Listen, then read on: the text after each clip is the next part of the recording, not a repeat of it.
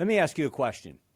Do you know somebody that is just always starting something new? You know that person, they got an idea that's brand new this month, a new routine next month, a new goal the month after that, but maybe not a whole lot of follow through with those new things. You know that person, they're always in launch mode, but they're never in legacy mode.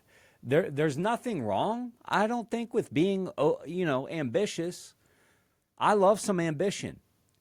And ambition is not what we're talking about today. I think there's a fine line between being driven and being distracted. So today on the Champion Forum podcast, we're talking about the danger of constantly jumping from one thing to the next. We're going to talk about why that's harmful, maybe what's really behind the people that do this, and how to fix this. Because here's the truth. The world celebrates finishers, not starters.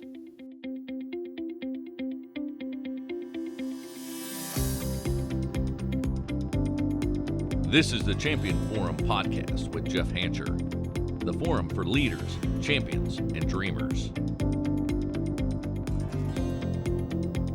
Welcome back to the show, everyone. I hope today's episode delivers some people from an obstacle that I have seen time and time again with many people that I have led, that I have mentored, quite frankly, people that I would call friends and family. But I have seen many of people struggle through this over the years. There was even a time in my life that I allowed some of this to creep in on myself as well.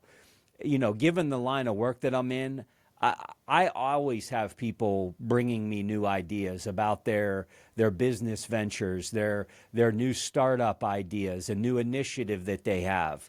For some of these people, the new thing is way too frequent. I mean, it's almost every couple of months. You know, they didn't even really start the last thing, and they've already moved on from it to the next new thing. Maybe you know what I'm talking about here. When I ask these kind of people about the last thing that they told me about, a month ago or 2 months ago, I usually get a list of excuses. I get a list of reasons. And by the way, the reasons are not their fault, of course. But they always let me know all the reasons and excuses as to why it didn't work out. Have you seen this before? Maybe in your organization, maybe people that you lead, maybe it's even you. Someone starts strong. There's excitement in starting strong, right? There's energy. We love a good start. We love a good ribbon cutting. But once the work starts to get repetitive, hard, maybe the work starts getting unclear, people start to drift a little bit. Because starting is easy, but finishing, it takes a lot of effort. Finishing takes a lot of character. We live, I believe, in a culture that glamorizes the beginning of things. The announcement, the launch, the new website, the first step, the whatever it might be, the company logo. Oh my gosh, we all love a good company logo to launch our new brand. And I'm here for those things, no question about it. But the real growth, the kind that changes your life, the kind that's going to elevate your business, that kind of growth happens in the middle, not in the beginning. Anybody can start something. Starting something is just really a decision to start. Few people, though, stay with it long enough to see it mature to what it could be, to what's possible. They'll never really know, because whenever it starts getting mundane or hard or routine, it's not exciting anymore. They just go on to the next new thing. I think it's important to first understand, why is it that some people keep starting over? Why does this repetition occur? I can't imagine that anybody listening or anybody that's going through this dynamic says, hey, here's going to be my life goal. I'm going to start things and never finish them. I can't imagine that what anybody sets out to do. But I do know this, there is definite psychology behind why this happens. And probably number one on the list is the infamous dopamine hit that we get by starting something new. When we start something new, our brain releases dopamine. This is this neurotransmitter that makes us feel rewarded. You know, we can feel it inside. I mean, it gets into our psyche. It gets into our excitement. It's that rush of excitement that says, this is going to change everything. This is amazing. This is going to be epic. This is going to be life-changing. But when the novelty fades and things get into the mundane and things get into the routine, what happens? Well, the dopamine starts to wear off. And we start craving what? I need that hit. I need that dopamine hit. I need that new thing again. I like that new thing feeling. The problem is some people aren't chasing progress. They're chasing stimulation. And look, I get it. You know, it's for this reason that people bungee jump and rock climb and jump out of planes and all of these things. I would suggest go jump out of a plane before you quit on your next venture. Like if you need that kind of a thrill and that kind of an excitement, go find it somewhere else. But man, you got to stick to something. But here's the other thing that is right behind the dopamine, is fear of failing. And this is where I would probably raise my hand pretty high. For some people, it's dopamine. For others, quitting early is a way to protect themselves. You know, if I stop now, I can say I chose to move on. Because I'm certainly not going to say that I failed. I'm certainly not going to say that I quit. I'm just going to, if I stop right now, I can simply say that I chose to move on. What psychologists frame this is, it's self-handicapping. Quitting before there's a chance to fail. This used to be me. Matter of fact, I didn't even get that far. I didn't quit before I failed. I just didn't start at all. Because the best way to never lose is to never begin. And I couldn't even bring myself to think about failing at something. So if it was going to challenge me or I felt like there was a chance I was going to fail, I wouldn't even begin to play the game. You kidding me? I'm not going to fail. I'm going to ride out of here with a perfect score of never failing. When we do this, it keeps our ego safe. But it also keeps our potential all bottled up. We'll never realize the potential if that's us. And then the third thing is this illusion of progress. This is a big one as well. We mistake this traction or any level of movement with momentum, and it's really not. It's a fake. We stay busy, we launch new things, we start chasing down a new goal, and it feels productive. Why? Because something is actually happening, but nothing effective is happening. Activity isn't the same as advancement. It's motion, yes, but it's not direction. This is the illusion of progress. If I just keep starting a new thing, then I can at least rest easy at night when I put my head on the pillow and say, I put in effort. I did something. Well, activity doesn't always mean achievement, right? And then maybe this big one in the day of social media is comparison. You know, we've all heard the saying that comparison is the thief of joy. I think that's absolutely true. You see someone else's highlight reel online on social media in their Instagram story, and you feel like, man, I'm way behind the game. I'm not even close to doing what everybody else is doing. And this creates a little bit of restlessness. So what do a lot of people do? Well, they pivot. They switch directions. Not because you're off track, but because someone else's timeline made you feel a little bit insecure.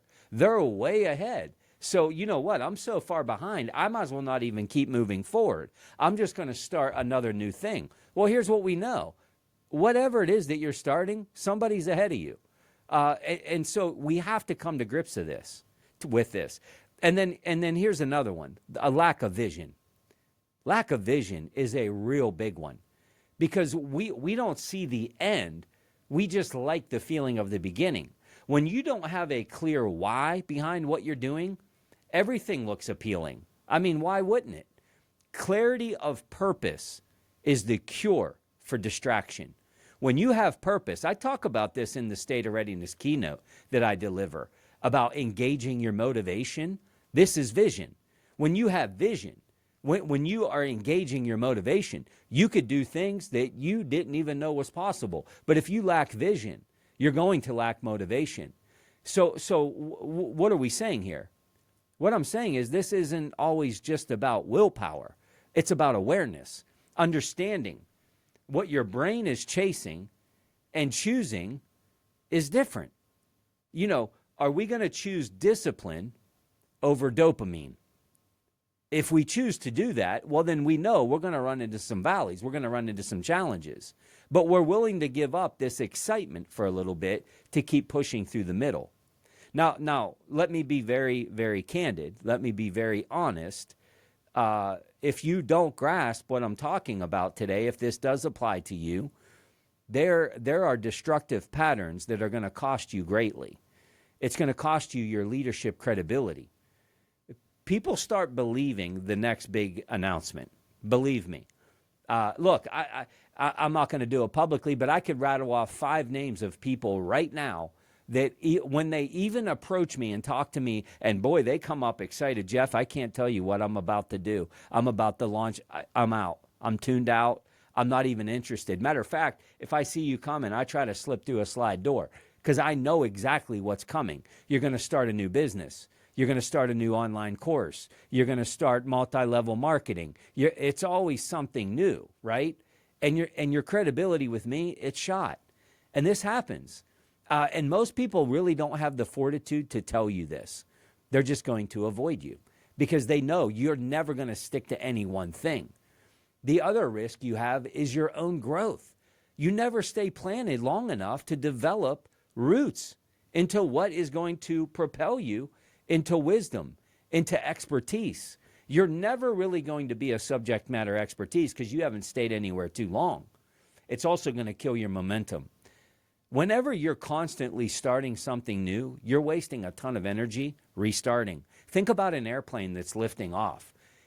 The most energy that an airplane gives is whenever it's taking off. Why? Because it's hard, it's restless. There's a lot coming against it. It's the same way when you start something new. It gets hard pretty quickly. The people that you thought were going to get behind you don't. You need marketing. You need advocates. You need capital. You need cash flow. You need all of the things that you need. And so you're always going to be restarting and exerting a ton of energy. Restarting is exhausting, although it is going to give you a dopamine hit, and you're going to get a ton of fake applause when you start too. By the way, can I talk to the people that aren't continuous starters? If you have this person in your life, can you please be honest with them? Because I think the worst thing that can happen is these constant renewal people, always needing the dopamine hit, they run around and they're telling everybody they're about to start new again. I'm about to write a book. I'm about to start a blog. I'm about to do this. I'm about to do that. And a lot of people around them, they give them a big old pep rally. Oh my gosh, that's going to be so exciting. Man, wow, what a great idea. No, it's not. Even if it was, what we have to tell these people, they need a little firm feedback in a fragile world, right? They need to know, no, you need to go back and stay with the last thing, right? Here's the other way it's going to hurt you. It's going to hurt your mastery. You never are going to reach excellence if you're always restarting and stopping at average. It's never going to happen. It's impossible. Time equals expertise, full stop. And the hardest part, it feels like progress. When we keep doing this, it feels like progress because we're busy, but we're not moving. We're busy, but we're not moving. It's like running on a treadmill. There's a lot happening, but we're not getting anywhere. Most breakthrough happens after the boredom, after the tough, after the this isn't as fun as it once was when we started, not before it. This is when the quote-unquote magic starts to happen. So here's the question then. How do we fix this? Because again, I don't think if it's you and you're listening, you're like, yeah, that's my life goal. I just want to keep starting and not finishing, starting and not finishing. No, nobody is trying to do that. How do we become finishers instead of serial starters? That's the question that we're asking, right? That's where we got to make the breakthrough. Well, what I would tell you is this: you have to commit to the long game. Before you even begin the next thing, you have to have it resolute in your mind that I am committing to the long game. I remember I was within probably 10 months of starting Jeff Hancher Enterprises. I've got all the emotions. Certainly there was some excitement, but there was a whole lot of fear and what if this doesn't work? And I mean, look, I was 6 months in, COVID hit, and I'm ready to throw in the towel. I'm like, there's no way I'm coming out of this. I mean, this is going to be horrible. And my friend and mentor, Lee Cullen, I had a mentoring meeting with him. And I remember these words, and I will tell you, they resonated with me many, many times. He said, Jeff, no matter what it takes, you have to make it 5 years. You got to make it 5 years. If you're not willing to do this thing, no matter what, hell or high water, for 5 years, I would tell you, just go back to your corporate job. He said, because you won't even, the entrepreneurial journey doesn't even begin until the 5-year mark. You're going to make so many mistakes. There's going to be peaks. There's going to be valleys. There's going to be fake success. You think you're onto something. You're going to get your legs taken out from you. Like, you're not even really going to know what you're doing until year 5. And I have to tell you this, Lee, if you're listening, you were right. And you knew that. And whether it's entrepreneur or leadership or quitting your job and job hopping or whatever it might be, the message here is we got to commit to the long game. Don't confuse activity with achievement. Real growth is going to take time. I remember starting out the podcast. I was still in corporate America.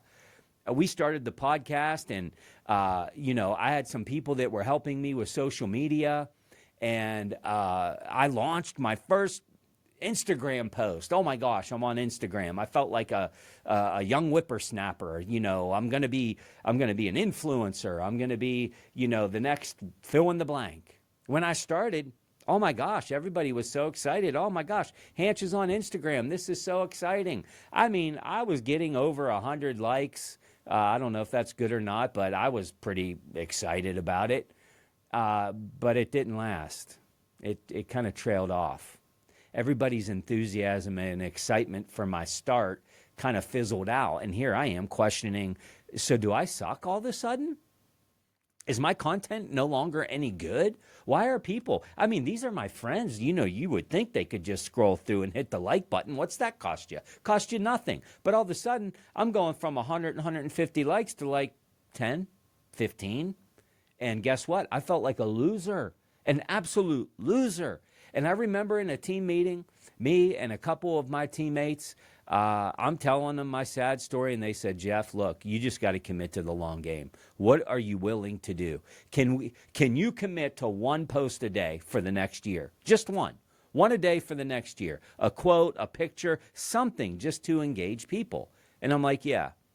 I'm going to tell you this. Sometimes it was like 11:59. The minute before midnight, and I'm like, oh my gosh, I got to get something up. I posted every single day regardless, and I don't think I've missed many since.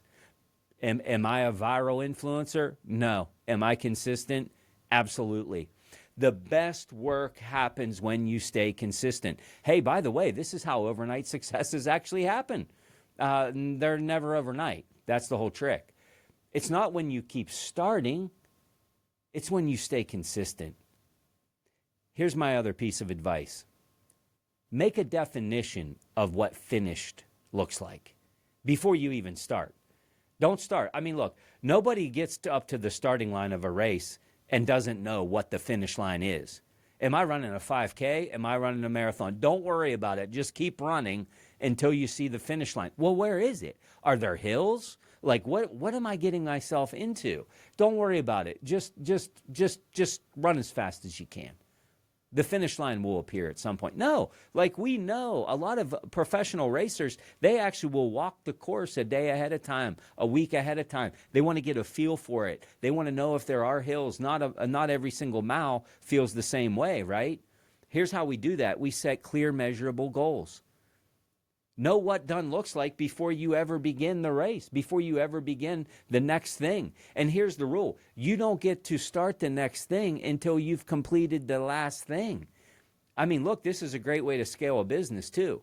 Like, look, don't bring on 15 employees when your turnover is at 70%. Maybe you need to fix your interview process, your recruiting process, your onboarding process. Like, let's get this thing right before we go too far in the future.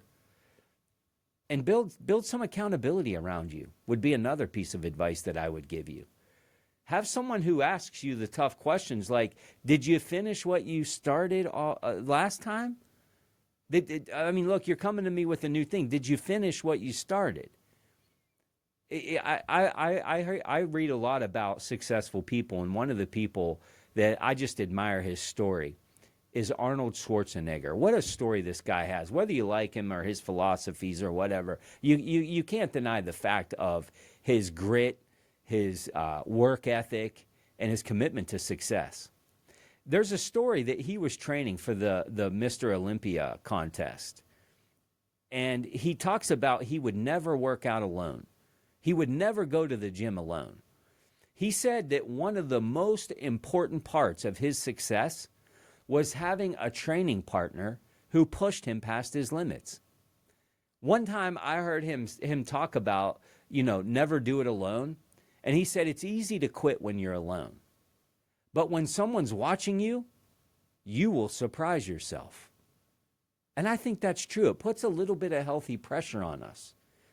Accountability, it's the bridge between potential and performance. We have to have people that we trust, that we know have our best interest, that are going to speak truth. And truth isn't always easy to hear, but man, can we all agree that we need it? Accountability, it turns motivation into results. And I would also tell you to frequently revisit your why, your motivation, why it matters to you. I've seen in my own journey that my purpose will always outlast my excitement. I'd love to tell you that every day I wake up and I'm just super excited.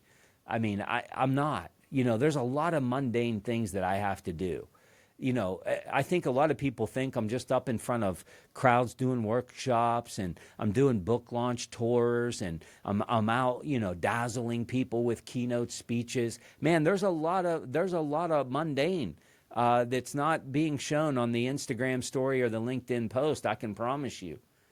But purpose is always going to outlast excitement. When you stay connected to your reason, your purpose, you're not going to get distracted by every new opportunity. You are steadfast. You are resolute because it's deeply ingrained in you. It's locked in purpose. And usually when it's locked in purpose, there are people that are counting on you to win. And maybe lastly, what I would tell you is learn to love the boring things. Learn to love the boring things. I don't think anybody can argue the point that Warren Buffett is the greatest investor of all time. What we know about Warren Buffett, if you have studied this man's life, is that this guy is a creature of habit. He's lived in the same modest house for over 60 years. He eats breakfast at McDonald's every day. He spends 80% of each day reading and learning. He goes on record to say it's kind of rinse repeat. It's kind of rinse repeat. One of his famous quotes, I love it so much. He once said that investing is not supposed to be exciting. If you want excitement, get $800 and go to Vegas. Wow. I mean, look, put it all on black. Oh my gosh, this is going to be exciting. What he's saying here is that if you want true success, you got to be willing to get up, go through your routine, lock yourself away, read. I don't know what that is for you, friend, but I can tell you this. It's in the boring that the growth happens, that the expertise happens, that the breakthrough happens. The people who love the boring parts of their business, I'm talking about the reading, the tracking, the reports, the Excel spreadsheets, the refining, the strat plans. These are the ones that outlast the thrill seekers. They will outlast that thrill seeker every single time. Why? Because they're willing to push through the mud. I think of Cal Ripken Jr. Man, he was one of my favorite baseball players growing up. And he has arguably maybe the most unbreakable record in sports history. Over 2,600 consecutive games played in Major League Baseball. Wow. To put that into perspective, that is 17 years without missing a single game. No matter how tired he was, no matter how sore he was, no matter how sick he was, no matter how uninspired he was. I'm sure there were times they went through losing streaks and whatnot. He showed up. He showed up. He took the field for 17 years straight. That's unbelievable. And of course, somebody had to ask him, well, Cal, how was it that you did this? And he said these words. He said, I wasn't the fastest. I wasn't the most talented. I just showed up every single game. I showed up. Wow. There's something to be learned about that. Success doesn't always come from what you do when you're motivated. It comes from what you do when you're lacking motivation. Success is built on repetition. We know this to be true. And if you are the new starter, you also know this. It's time to execute. If you only show up when it's exciting, you're never going to reach excellence. Every person that you admire, every one of them, the athletes, the leaders, the presidents, the creators, they have all mastered a common skill.